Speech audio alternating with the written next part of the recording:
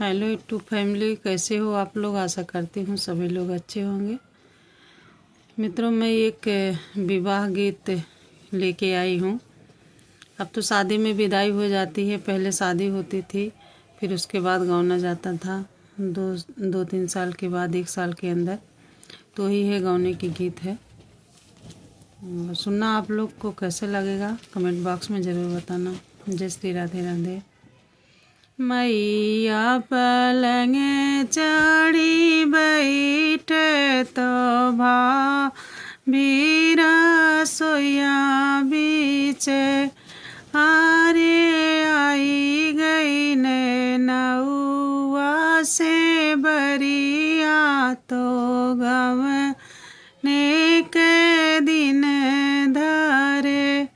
मैया पलंगी चढ़ी बैठे तो भाभीरा सोया बीच आरे आई गई ने नौआ से बरिया तो गवन गवन कर। भीतर से निकलनी बेटी तो बाबा से आरजी करे। भीतर से निकलनी बेटी डेवड़ी या में ढड़ी भैनी बाबा से आरज करे।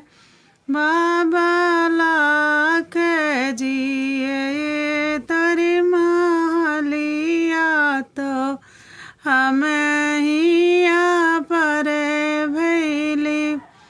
बाबा लाख जिए तोरी महलिया तो हम हिया पर भैली।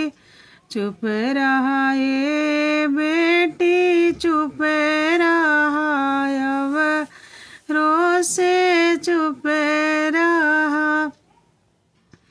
चुप रहा ये बेटी चुप रहा अब रोसे चुप रहा। बेटी जब तक रहलू बाबुल जोगे रहलू बाबुल घरा। जब तक